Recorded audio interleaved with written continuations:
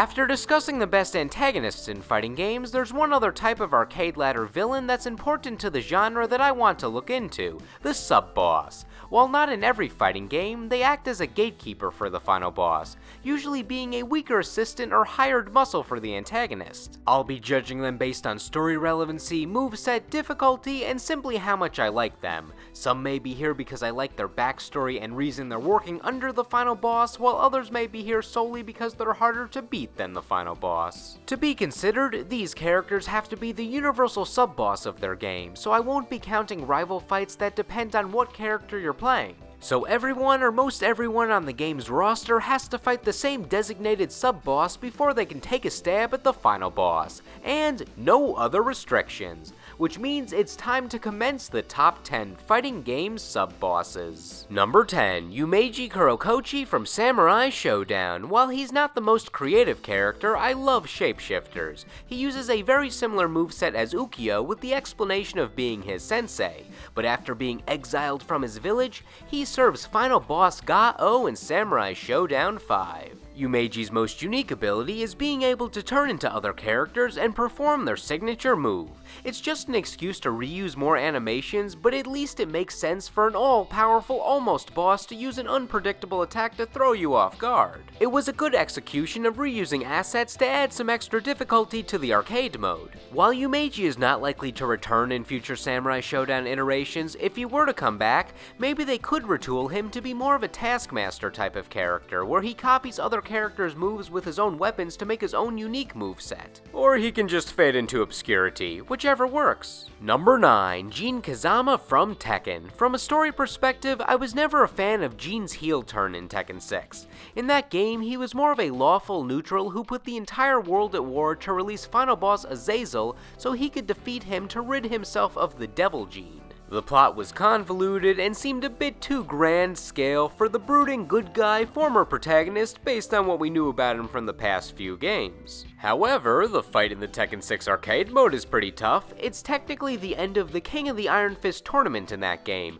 where you're going up against Jin to win the prize when in reality you're preventing him from taking on the final boss so you can save the world. It's reminiscent of when Heihachi was the sub-boss in Tekken 3, being at the top of the tournament in that game but having the intrusive ogre waiting in the wings to kill the victor. For the entire Tekken 6 sub-boss fight, Jin is in rage, so he hits harder and has a tough AI setting. This partially villainous Jin was transferred over to Street Fighter Cross Tekken, where he was the universal sub-boss with Xiao Yu as his partner for all the Street Fighter teams. I was expecting Heihachi or Kazuya to be the sub-boss of this game, but it turns out Jin was the one corrupted by the plot device known as Pandora. Similar to the Tekken 6 fight, they're covered in Pandora for the duration of the match to make themselves immensely stronger. This fight was always cool because they were glowing with evil power the whole time, even if nothing else was really different. I guess Capcom really wanted to embrace Jin's Tekken 6 persona here. While this time in the Tekken franchise was not the best arc for the former protagonist, he at least gave us some challenging battles. You lose.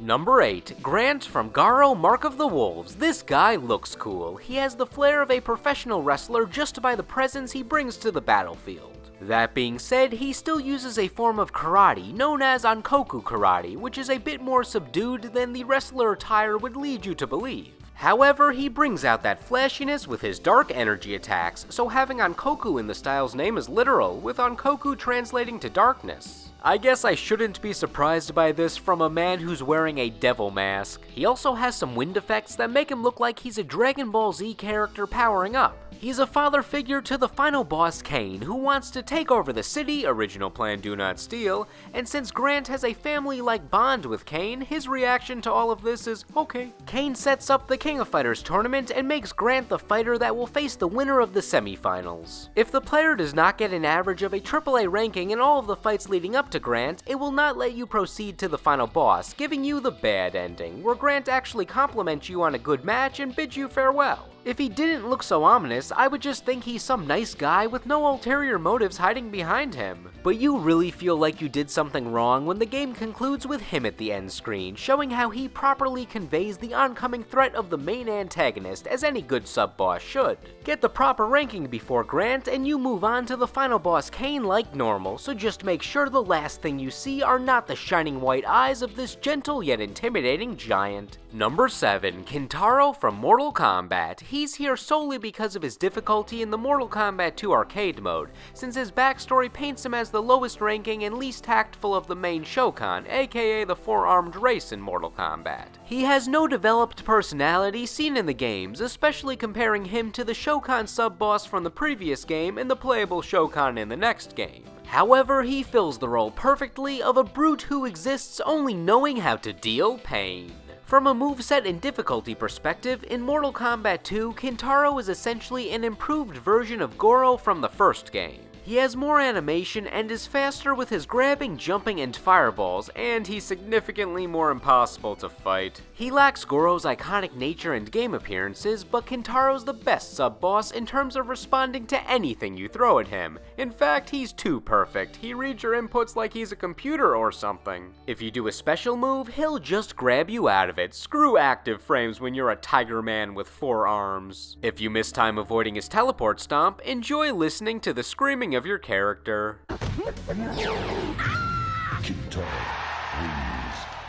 And if you want to try to camp him, surprise! He has a fireball, because the 4 arms were not enough. I've never been able to beat Kintaro without relying on AI exploits. The one I found was jumping in and delaying a kick so he would whiff his uppercut. With Goro, you could at least play the game like normal, but I've never known anyone who could defeat Kintaro without messing with his AI. With all that tomfoolery, he felt like the game's final boss. Later, when he appeared in Mortal Kombat 9, he was much more manageable and was retooled to be more of a fire projectile-based character. It really differentiated him from Goro. Even though this more feline Kintaro has a fleshed out moveset, I'll never forget the horrors of and hours of my life lost to MK2 Kintaro.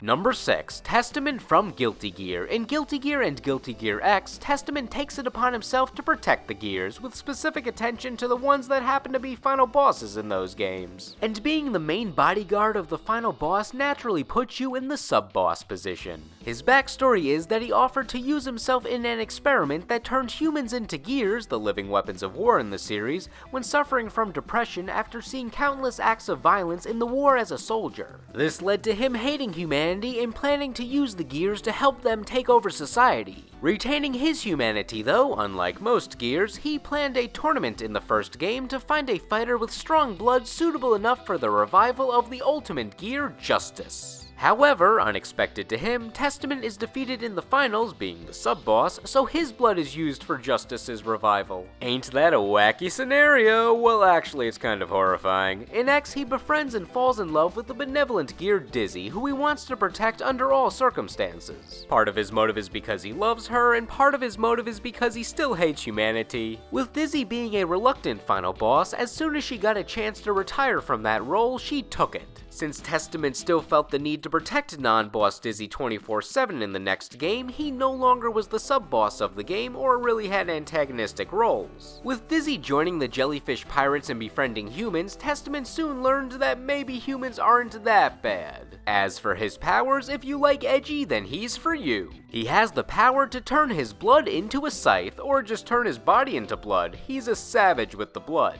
His ruthlessness with attacking makes sure that you're prepared for the unpredictability of the final boss. Number 5. Huitzel from Darkstalkers, also known as Phobos in Japan. Final boss Pyron constructed this robot 65 million years ago to destroy life on a planet he wanted to collect one day, Earth. That was around the time of the Cretaceous era, which means open the door, get on the floor, this robot killed the dinosaur. Now we know it wasn't just a meteor or Mr. Freeze, it was Huitzel. He then went into standby mode until the Mayans revived him by accident and used him as a guardian. When Pyron returns to Earth during the Darkstalkers conflict, Weitzel returns to defend him, but he's a lot more docile now. He's one with nature, allowing birds and wildlife to rest on him after a victory. He's the Android 16 of Darkstalkers. I'll give Pyron credit that he designed this robot with everything. Weitzel has weapon upon weapon upon weapon for any situation. Some are standard robot weapons like rocket boosters or missiles, while others are more creative uses of technology like his magnet command grab. He uses his magnet to Lex Luger torture rack everyone. And Pyron added an ice laser for good measure. I guess the Ice Age might have actually killed the dinosaurs in this timeline. And it was started by Weitzel. My version of Darkstalkers history is weird.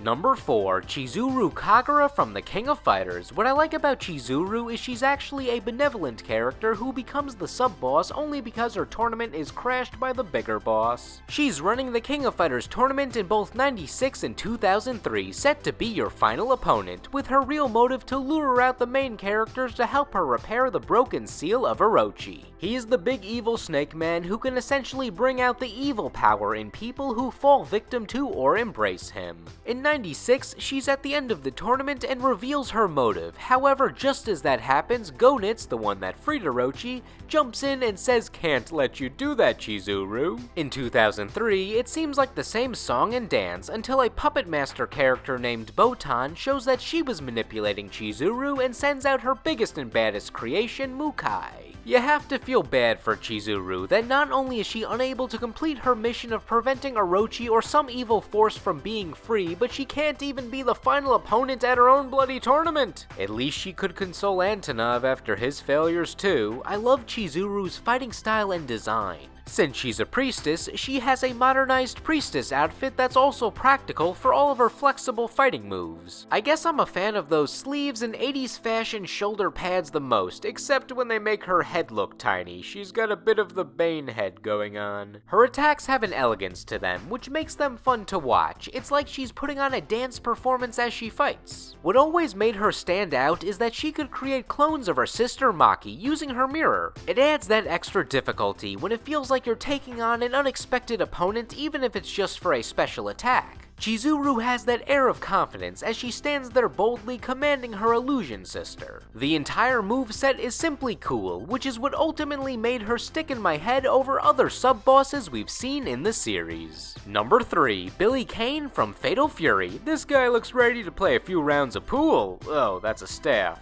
Bow. Weapon? Billy's life as a sub-boss is deeper than you'd expect. On the outside, he looks like a street punk who would join with Geese Howard or some other antagonist just because he goes on the side of power or easy money. However, his motivation comes out of respect for main villain Geese. Billy used to have to steal food on the streets of London to feed his sister and himself, being homeless orphans. Geese saw this boy's determination and his younger self, also living in poverty as a child, essentially orphaned at a young age, and took him in.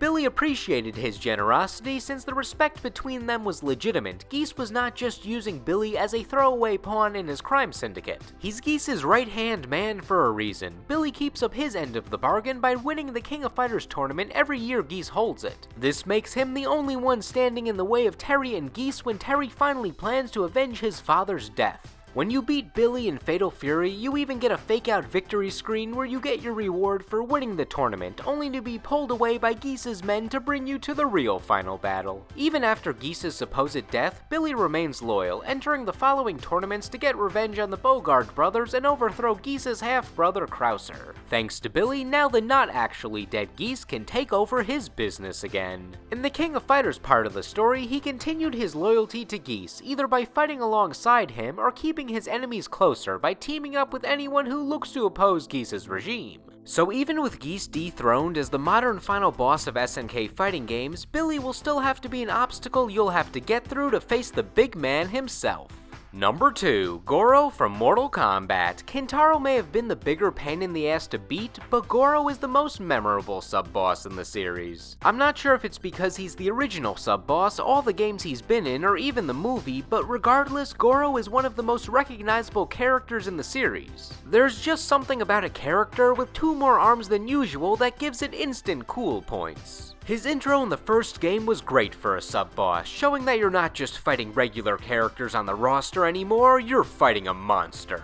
The first time you fight him, he'll jump in right after you beat your previous opponent without the normal transition to the ladder before the next fight. Before him, we only fought characters that were digitized actors, but all of a sudden we're fighting a large stop-motion monster to give a vibe that he's truly otherworldly. He's just an unstoppable force that stomps on you, slugs you, and beats down on you like a wild beast.